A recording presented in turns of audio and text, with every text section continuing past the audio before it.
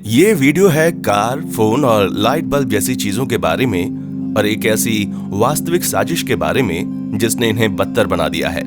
इस वीडियो को अंत तक जरूर देखें, इसमें आपको बहुत कुछ सीखने को मिलेगा। मैं लिवरमोर फायर स्टेशन नंबर 6 के बाहर खड़ा हूं और यहां है दुनिया का सबसे लंबे समय तक लगातार जलने वाला लाइट बल्ब। ये 1901 से यानी कि करीब 120 सालों से जल रहा है। हाँ, वो यही है। ये किसी लाइट स्विच से भी जुड़ा नहीं है, लेकिन इसमें एक बैकअप बैटरी और जनरेटर है। तो सबसे बड़ा सवाल यह है कि ये लाइट बल्ब इतने लंबे समय तक कैसे जला। यह हाथ से बनाया हुआ है, जो कमर्शियल लाइट बल्बों के आविष्कार के कुछ ही समय के बाद की बात है। फिर भी ये 10 लाख घंटे से अधिक समय से जल रहा है, जो कि आजकल के लाइट बल्ब्स की लाइफ से बहुत ही ज्यादा है। कुछ समय पहले मेरे दोस्त ने मुझे ये कहानी सुनाई थी कि किसी ने सालों पहले एक ऐसे प्रकाश बल्ब का आविष्कार किया था जो कि अनंत काल तक चलेगा, लेकिन उन्होंने इसे कभी बेचा नहीं क्योंकि एक अमर लाइट बल्ब धंधे के नजरिए से एकदम नुकसानदायक होगा। मेरा मतलब है कि वो ग्राहक कभी भी दोबारा वापस नहीं आएगा। मुझे ये कहानी एकदम बेवकूफाना लगी। मतलब कि अगर आप एक ऐसा बल्ब बना सकते हैं जो कि कभी भी खराब ना हो, तो हर कोई आप ही के बल्ब को खरीदेगा और आप इसकी ऊंची कीमत वसूल कर सकते हैं, भले ही इसकी मांग एक दिन खत्म हो जाए। मतलब मैं ये सोच भी नहीं सकता कि पहले हमारे पास अच्छे बल्ब थे और बाद में उनको और ज्यादा बदतर बना दिया गया। लेकिन बाद में पता चला कि मैं ही गलत था।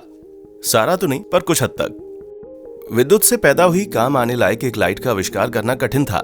मेरा मतलब है कि ये एक टिपिकल इंडेंसेंट बल्ब की डिजाइन है जिसमें सिर्फ एक मटेरियल से इलेक्ट्रिक करंट दौड़ाना होता है। इससे वो इतना गर्म होता है कि चमकने लगता है और 5% से भी कम इलेक्ट्रिकल ऊर्जा प्रकाश बनकर निकलने लगती है। बाकी का 95% गर्मी के रूप में निकलता है। इसलिए ये वास्तव में हीट बल्ब हैं जो बाय प्रोडक्ट के रूप में कुछ प्रकाश देते हैं। आप सोचिए कि फिलामेंट का तापमान 2800 केल्विन तक हो सकता है।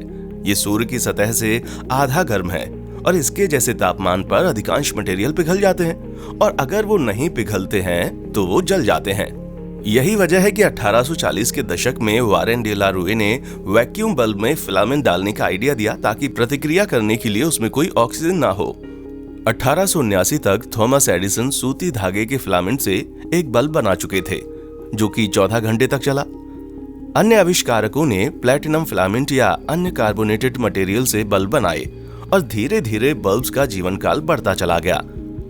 फिलामेंट्स कार्बन की बजाय टंगस्टन से बनने लगे, जिसका मेल्टिंग पॉइंट बहुत अधिक होता है, और 1920 के शुरुआत तक बल्बों का औसत जीवन काल 2000 घंटे तक हो गया था और कुछ तो 2500 घंटे तक चलते थे।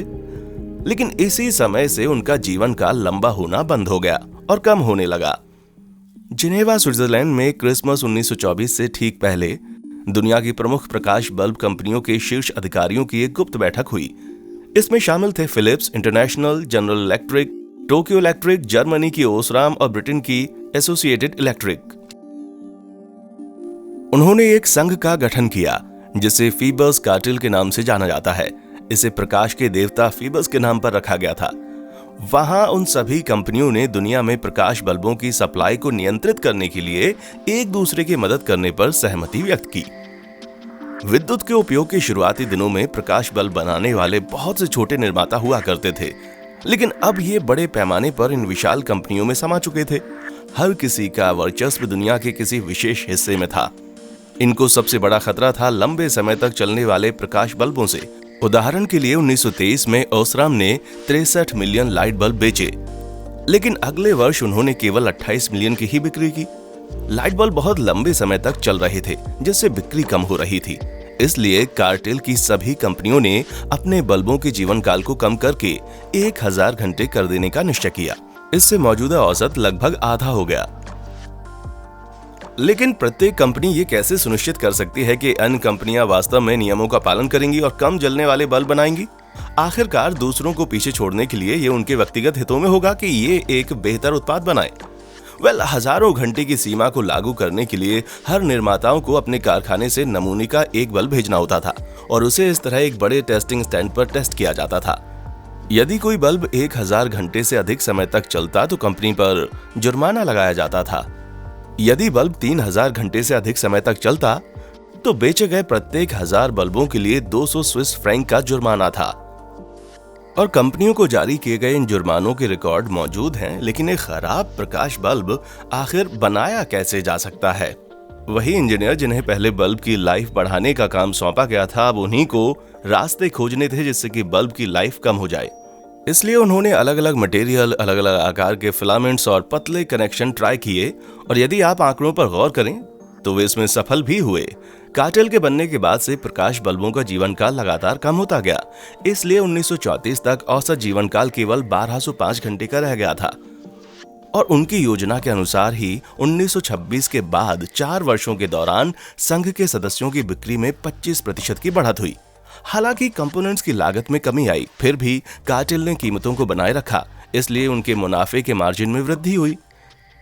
तो क्या लोगों को पता था कि लाइट बल्ब की कंपनियां अपने उत्पादों को खराब करने के लिए मिलकर साजिश कर रही थी? नहीं। फीबस कार्टेल का दावा था कि उनका जो उद्देश्य है वो है प्रकाश बल्बों के मानकीकरण और दक्षता को बढ़ाना। वैसे उन्होंने इन आटों के पेंच को मानक के रूप में स्थापित किया है। अब आप इन्हें दुनिया भर के सभी लाइट बल्बों में देख सकते हैं। लेकिन सभी सबूत इसी ओर इशारा करते हैं कि कार्टेल ने मुनाफा और बिक्री बढ़ाने के लिए वो बेचा जो उपभोक्ताओं के लिए सबसे अच्छा नहीं था। तो इस लाइट बल्ब के इतने लंबे समय तक चलने का एक कारण यह है कि यह कार्टेल के जमाने से पहले का है। एक और कारण यह है कि फिलामेंट हमेशा कम पावर पर चलाया जाता है, सिर्फ 4 या 5 वॉट पर। इसे फायर स्टेशन में नाइट लाइट के तौर पर सिर्फ इतनी रोशनी के लिए बनाया गया था जिससे रात में चलते समय फायरमैन चीजों से ना टकराए। और क्योंकि यह हमेशा ही जलता रहता था, इसके फिलामेंट और घटकों की थर्मल साइक्लिंग कम हो गई थी। इससे गर्मी के कारण फैलने और सिकुड़ने से होने वाला तनाव भी कम हो गया था। शुरू में फीबस कार्टेल को कम से कम 1955 तक चलाने की योजना थी, लेकिन 1930 के दशक में ये बिखर गया था। ये बाहरी कंपटीशन और अपने कुछ सदस्यों की नियम खिलाफी के कारण पहले से ही संघर्ष कर रहा था। लेकिन द्वितीय विश्व युद्ध छिड़ जाने से तो ये पूरी तरह से बर्बाद हो गया, इसलिए ये कार्टेल खत्म हो चुका था। लेकिन इसके तरीके आज तक इस्तेमाल में लाए जाते हैं। ऐसी बहुत सारी कंपनियां हैं जो जानबूझकर अपने उत्पादों के जीवन काल को कम कर देती हैं। ये एक टैक्टिक है जिसे अब प्लान्ड ऑब्सोलेसेंस के नाम से जाना जाता है। ये असल में 2003 में केसी नीस्टेट के पहले वायरल वीडियो का विषय था। Thank you for calling Apple. My name's Ryan. May I have your first name, please? Casey? All right. What seems to be the issue today? I have an iPod that I bought about 18 months ago, and the battery is dead on it. 18 months. Okay, it's past its year, which basically means for there'll be a charge of $255 plus a mailing fee to send it to us to refurb it, to correct it. But at that price, you might as well go get a new one. इस video को उस समय लाखों views मिले जब YouTube या social media आया नहीं था, और इससे एक क्लास एक्शन मुकदमा चलाया गया जो एप्पल ने अदालत के बाहर सेटल कर दिया। लेकिन इसके बावजूद ये प्लान्ड ऑब्सोलेंसेस लागू करते रहे। 2017 में iOS अपडेट के बाद पुराने आईफोन के उपयोगकर्ताओं ने देखा कि ऐप धीरे धीरे लोड हो रहे हैं। ये डिवाइस पूरी तरह से शटडाउन हो रही थी। एप्पल ने सफाई दी है कि उन्होंने पुराने उपकरणों के परफॉर्मेंस को इसलिए धीमा किया है ताकि बैटरी सुरक्षित रहे और उसकी लाइफ बढ़ाई जा सके। लेकिन अगर बैटरी बदली जा सकती तो ये समस्या खड़ी ना होती। 2020 में समाप्त हुए मुकदमे की एक श्रृंखला में एप्पल पर जुर्माना लगाया गया और सेटलमेंट में उन्हें करोड़ों डॉलर का भुगतान करना पड़ा। निसंदेह ये राशि उस अतिरिक्त मुनाफे से बहुत कम है जो एप्पल ने अपने उत्पादों की लाइफ को सीमित करके कमाया है।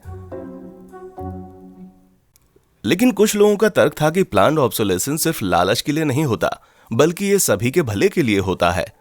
1930 के दशक में ग्रेट डिप्रेशन की मंदी के दौरान जब 1/4 अमेरिकियों का रोजगार जा चुका था, तब अमेरिकी real estate broker Bernard London ने लोगों को काम पर वापस लाने और अमेरिका को मंदी से बाहर निकालने के लिए प्लान्ड ऑब्सोलेसेंस को अनिवार्य करने का प्रस्ताव दिया। उन्होंने लिखा, मैं चाहता हूं कि सरकार जूतों, घरों और मशीनों के उत्पादन के समय उनके लिए एक सुनिश्चित लाइफ तय कर ले। उनको उनकी एक्सपायरी पीरियड के दौरान ही बेचा और इस्तेमाल किया जाना होगा। उपभोक्ताओं को निश्चित ही ये जानकारी देना होगा। आवंटित समय समाप्त होने के बाद ये चीजें कानूनी रूप से मृत हो जाएंगी और विधिवत नियुक्ति सरकारी एजेंसी द्वारा नियंत्रित की जाएंगी। अगर व्यापक बेरोजगारी हुई तो इन्हें नष्ट कर दिया जाएगा। अब ये एक पागलपन भरा आइडिया लग सकता है, लेकिन साफ तौर पर लोगों को 2 चीजों से नौकरी जाने का डर था, तकनीकी प्रगति और उच्च क्वालिटी के उत्पाद। इस विषय पर एक लोकप्रिय ऑस्कर नामांकित फिल्म भी बनी थी। ये है 1951 की the man in a white suit. ये एक वैज्ञानिक के बारे में है जिसने एक परफेक्ट फाइबर का आविष्कार किया था। ये दाग धब्बों, टूटने और फंसने से मुक्त था। I think I've succeeded in the copolymerization of amino acid residues and carbohydrate molecules, both containing ionic groups. It's really perfectly simple. Academy award का नामांकन सर्वश्रेष्ठ पटकथा के लिए था। मैं मजाक नहीं कर रहा हूं। खैर, शुरू में हमारे नायक की वैज्ञानिक खोज के बारे में हर कोई उत्साहित है। वो धागे से एक सूट बनाता है और ये सफेद ही हो सकता है क्योंकि फाइबर इतना अधिक दाग प्रतिरोधी है कि इसे रंगा भी नहीं जा सकता। लेकिन अब परेशानियां शुरू होने लगती हैं। कारखाने के मालिकों को यह एहसास होता है कि वे इस धागे को ज्यादा बेच नहीं पाएंगे क्योंकि ये बहुत ही टिकाऊ है और मजदूरों को अपनी नौकरी की फिक्र होने लगती है। Why can't you scientists leave things alone? What about my bit of washing when there's no washing to do? फिर आप देखते हैं क्लाइमैक्स का सीन जहां कारखाने के मजदूर और कारखाने के मालिक मिलकर उस वैज्ञानिक का पीछा करते हैं ताकि उसको और उसके आविष्कार को खत्म कर सकें। आप माने या ना माने, लेकिन ये फिल्म वास्तविक घटनाओं से प्रेरित हो सकती है। 1940 के दशक में सिंथेटिक फाइबर नायलॉन ने मोज़ों में रेशम की जगह ले ली थी और ये इतना टिकाऊ था कि इसके प्रोडक्ट्स ने रातों रात सनसनी मचा दी थी। महिलाएं इसे खरीदने की जद्दोजहद में वास्तव में एक दूसरे पर गिर रही थी। जब निर्माताओं को एहसास हुआ कि उन्होंने प्रोडक्ट को कुछ ज्यादा ही अच्छा बना दिया है, तो उन्होंने फाइबर को नष्ट नहीं किया, बल्कि उन्होंने फीबल कार्टिल के तरीकों को अपना लिया। उन्होंने अपने इंजीनियर्स और वैज्ञानिकों को निर्देश दिया कि वे इस प्रोडक्ट को कमजोर करने के तरीके खोजें ताकि इसकी लाइफ कम हो और लोग इसे ज्यादा खरीदें। अब ऐसा लगता है कि उपभोक्ता आखिरकार प्लान ऑब्सोलेसेंस के खिलाफ लड़ रहे हैं। यूरोपीय संघ में और अमेरिका के 25 से अधिक राज्यों में रिपेयरिंग के अधिकार को सुनिश्चित करने के लिए कानून प्रस्तावित किया गया है। ये कानून निर्माताओं को मजबूर कर देगा कि वे अपने उत्पादों की मरम्मत को आसान बनाएं। उन्हें इसकी जानकारी और पार्ट्स मुहैया करवाना ही होगा ताकि यदि आप बैटरी बदलवाएं या कहीं और रिपेयर करवाएं तो आपके प्रोडक्ट की वारंटी निरस्त ना हो जाए। तो यदि मरम्मत का अधिकार कानून बन जाता है तो क्या इसका मतलब यह है कि कृत्रिम ऑब्सोलेसेंस खत्म हो जाएगा? अनफॉर्चुनेटली नहीं, क्योंकि निर्माताओं के पास एक आखिरी चीज है जिससे वो अपने प्रोडक्ट को आउटडेटेड बना सकते हैं, और वो है आप। हेनरी फोर्ड ने 1908 में अपनी पहली मास मार्केट कार निकाली थी जो थी मॉडल टी। उन्होंने इसे एक कामकाजी घोड़ी की तरह बनाया था, एक किफायती उपकरण जो कि कभी खराब नहीं होगा, बिल्कुल अमर लाइट बल्ब की तरह। 1922 में फोर्ड ने कहा था, हम चाहते हैं कि जो आदमी हमारी कार एक बार खरीदे उसे कभी भी दूसरी कार ना खरीदनी पड़े। हम कभी भी उसमें ऐसे सुधार नहीं करेंगे जिससे पिछला मॉडल आउटडेटेड हो जाए। लेकिन 1920 तक 55% अमेरिकी परिवारों के पास पहले से ही एक कार थी। लगभग हर कोई जिसकी जैसी हैसियत थी उसके पास एक कार थी, और उसी वर्ष एक छोटी सी आर्थिक मंदी आई जिससे फोर्ड और जनरल मोटर्स दोनों की ही बिक्री कम हो गई। 1921 में केमिकल और पेंट की कंपनी ड्यूपॉन्ट ने जनरल मोटर्स की कंट्रोलिंग हिस्सेदारी हासिल कर ली और उन्होंने कारों पर अलग अलग रंगों का प्रयोग करना शुरू कर दिया। उस समय तक हेनरी फोर्ड का कहना था, आप अपना मनपसंद कलर चुन सकते हैं, बस वो काला होना चाहिए। इस परीक्षण में कुछ साल लग गए, लेकिन 1924 में जीएम ने अपनी अलग अलग रंगों वाली कारों की पहली खेप निकाली और जल्द ही उन्होंने एक ट्रिक अपनाई जो अभी भी बड़ी जानी पहचानी लगती है। प्रत्येक नए साल में वे अलग अलग रंगों की कारें इंट्रोड्यूस करते थे। उनका मकसद केवल फोर्ड के मॉडल टी को आउटडेटेड दिखाना नहीं था, बल्कि अपनी खुद की ही गाड़ियों को हर नए साल में पुराना कर देना था। इससे ग्राहक अपनी पुरानी गाड़ियां बेचकर नई खरीदने के लिए प्रोत्साहित होते थे। सालों बाद जीएम के head of design Harley earl ने, जिसे वे डायनामिक ऑब्सोलेसेंस कहते थे, उसे रचने में अपनी भूमिका पर खुलकर चर्चा की। आउटडेटेड बनाने की प्रक्रिया को तेज करना हमारा बड़ा काम है। 1934 में कार रखने की औसत अवधि 5 साल थी। अब जो कि 1955 था, ये 2 साल है और ये 1 साल हो जाएगी तो हमारा स्कोर परफेक्ट हो जाएगा। जब उन्होंने ये कहा था तब तक जनरल मोटर्स दुनिया की सबसे मूल्यवान कंपनी हो चुकी थी और ये हर साल अमेरिका में खरीदे जाने वाले आधे वाहनों की बिक्री करती थी। लगता है इन दिनों दुनिया की सबसे मूल्यवान कंपनी एप्पल इन चालाक तरीकों को सीधे कॉपी कर रही है। मेरा मतलब है कि हर साल न्यू स्टाइल, चेक। हर साल नए विशेष रंग, चेक। थोड़े बहुत तकनीकी सुधार, चेक। मतलब ये सच में इनोवेशन है या फिर बस एक नौटंकी है? जनरल मोटर्स और फिर एप्पल को प्रेरणा मिलती है फैशन से, जहां वास्तविक बदलाव करना लगभग असंभव है। तो लोगों को बाहर निकलकर खरीदने के लिए एक अर्जेंसी महसूस करवाने का एकमात्र तरीका है ऐसी स्टाइल बनाओ जो सिर्फ एक सीजन तक ही चले। इसमें समस्या यह है कि आपकी सारी स्टाइल्स बहुत जल्दी खत्म हो जाएंगी और फिर आप क्या करेंगे? तो आप बस कुछ दशकों पहले की स्टाइल्स को रिसाइकिल कर लीजिए। आईफोन में भी यही रिसाइकलिंग प्रवृत्ति दिख रही है। मेरा मतलब है कि जिस तरह से किनारों को शुरू में गोल किया गया था और फिर उन्हें स्क्वायर कर दिया गया और फिर से गोल और अब ये फिर से स्क्वायर हो गए हैं। आईफोन 14 के कोने गोलाकार होंगे, इस बात पर आप कितने की शर्त लगाना चाहेंगे? मेरे ख्याल से असल बात यह है कि डिजाइन और स्टाइल के मामले में कुछ भी बेस्ट नहीं होता, बस अलग अलग होता है। ये हमें ये एहसास दिलवाने के लिए काफी है कि हमारे पास जो चीज है वो ग्रेट नहीं है और इस वजह से हम दूसरी चीजें खरीदने लगते हैं। लेकिन फिर भी एक ऑब्सोलेसेंस है जिसका हमें समर्थन करना चाहिए और वो है ये टेक्नोलॉजी। ये हमें फिर से लाइट बल्ब पर ले आता है। क्या आपको पता है कि पिछले 20 सालों में लाइट बल्ब इनकेंडेसेंस, जो कि पिछले 100 वर्षों तक अपरिवर्तित रहा, से कॉम्पैक्ट फ्लोरेसेंट में बदल गया है और अब तो एलईडी भी आ गया है। ये सिर्फ 10% ऊर्जा यूज करते हैं और 10 से 50 गुना अधिक समय तक चल सकते हैं। जी हाँ, ये बहुत ही ब्राइट है। अगर आप एक एलईडी बल्ब लगाते हैं तो ये समझ लीजिए कि आप अपना घर बेच सकते हैं, पर ये एलईडी बल्ब खराब होगा इसकी संभावना कम है।